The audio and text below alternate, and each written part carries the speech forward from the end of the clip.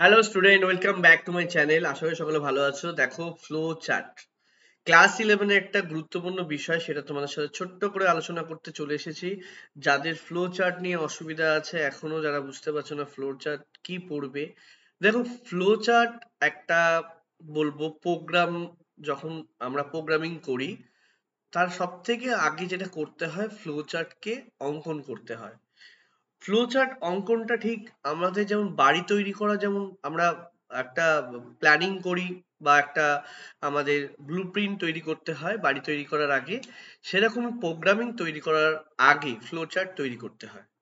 মানে আমরা যখন একটা সমস্যা, মানে যে প্রোগ্রামটা তৈরি হচ্ছে সেটা একটা সমস্যাকে সমাধান করছি, তো এই সমস্যা সমাধানের জন্য যে সহজ সরল পদ্ধতিতে ধাপে ধাপে যে চিত্রর মাধ্যমে আমরা যে মানে চিত্রকে তুলে ধরছি, সেটাই হচ্ছে ফ্লো চার্ট। এবং এর প্রত্যেকটা ধাপ এক একটা চিত্রকে প্রদর্শিত করছে, এবং দেখবে প্রত্যেকটা চিত্র একটা তীর চিহ্ন দ্বারা তার দিক নির্দেশ করছে। তার মানে একটা চিত্র দেখতে পাবে, সেটাকে বলা হয় ফ্লো চার্ট। যে জ্যামিতিক চিত্র দেখবে, সেখানে আয়তক্ষেত্র আছে, সামন্তরিক আছে, উপবৃত্ত আছে, হ্যাঁ, এবং বরফি যেটা রম্বস আছে দেখবে। তো এইরকম চিহ্নগুলো তোমরা দেখবে ভালো করে, তোমরা দেখো এই চিহ্নগুলো ভালো করে পড়ে যাবে। যেমন উপবৃত্ত, উপবৃত্তটা কি কারণে লাগে? উপবৃত্তটা হচ্ছে কোনো কাজের শুরু বা শেষ বোঝাতে আমাদের উপবৃত্তটাকে ব্যবহার করা হয়।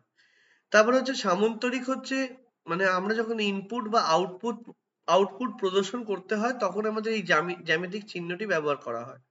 যেমন ইনপুট এ কমা বি বা প্রিন্ট রেজাল্ট ইস এস। তো ইনপুট আউটপুটের জন্য কিন্তু আমাদের সামন্তরিক চিহ্নটি ব্যবহার করা হয়।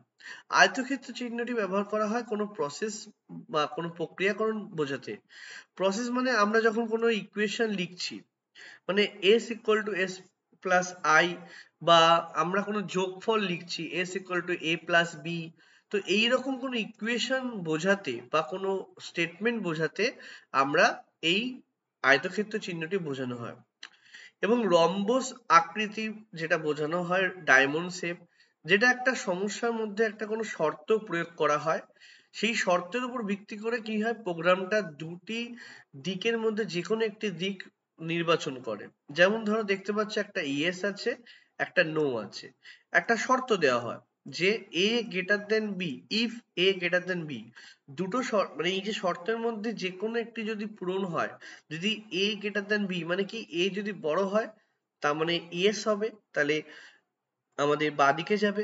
আর যদি নো হয়, না হয়, তাহলে হচ্ছে ডান দিকে যাবে। তো এখানে কিন্তু একটা শর্তের মাধ্যমে আমাদের একটা দিক নির্দেশনা করা হয়ে থাকে। বুঝতে পারছো? তীর চিহ্ন, তীর চিহ্ন মানে এই যে আমরা মানে একটা কোনটার পরে কোনটা হবে সেই দিক নির্দেশটা করছে, গতি নির্দেশ করছে। এবং দেখবে একটা সার্কেল আছে। অনেকে আছে যারা উপবৃত্তকে সার্কেল বলো, সেটা কিন্তু সঠিক না। সার্কেল কিন্তু আলাদা করে একটা চিহ্ন আছে, সেটা হচ্ছে কোনো বড় প্রোগ্রামকে যদি আমরা সমাপ্তি ঘোষণা করতে না পারি একটা পেজের মধ্যে, তাহলে সেই যে ফ্লো চার্টটি আছে সেটা পরের পেজে যাওয়া মানে করতে হয়। তার জন্য দেখতে পাচ্ছ এখানে এই যে চিহ্নটি আছে গোল দিয়ে এক্স বা ওয়াই, সেরকম ভাবে পরের পেজে সেই এক্স চিহ্ন বা ওয়াই চিহ্ন গোল আকারে, সেটা দিয়ে আমাদের পরের পেজের সূচনা করতে হয়, শুরু করতে হয় পরবর্তী পৃষ্ঠায়। তাহলে এইভাবেই কিন্তু আমরা পরবর্তী পৃষ্ঠায় একটা ফ্লো চার্টকে শুরু করার ক্ষেত্রে সার্কেল ব্যবহার করি।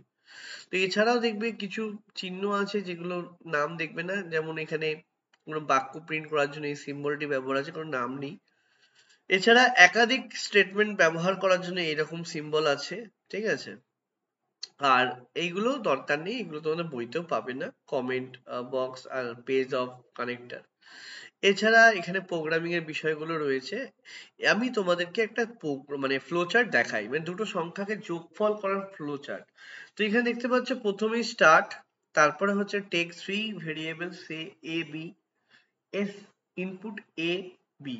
দেখো ইনপুট এ বি লিখলেও কিন্তু হতো, এখানে একটু বিস্তারিত লিখেছে, এবং সেখানে লেখা দরকার আছে, অনেক ক্ষেত্রে লেখা লেখা উচিত বোঝানোর জন্য। তো এখানে ভেরিয়েবল নেওয়া হয়েছে, সেটা বুঝিয়েছে, এবং এ বি এবং এস নেওয়া হয়েছে।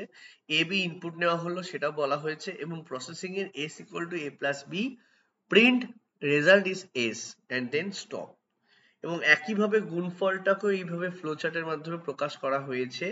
তোমরা আশা করি বুঝতে পারছো যে ফ্লোচার্ট বিষয়টা কি। তো এই হচ্ছে আমাদের ফ্লোচার্ট, আশা করি তোমরা বুঝতে পেরেছো। এই ক্লাসটা যারা যারা দেখেছো অবশ্যই কমেন্ট সেকশনে জানাও কেমন লেগেছে। অবশ্যই তোমরা তোমাদের মতামত শেয়ার করবে এবং একটা কমেন্ট করবে, জানাবে তোমরা কেমন লেগেছে, এবং ভিডিওটি অবশ্যই শেয়ার করে দিও। Thank you.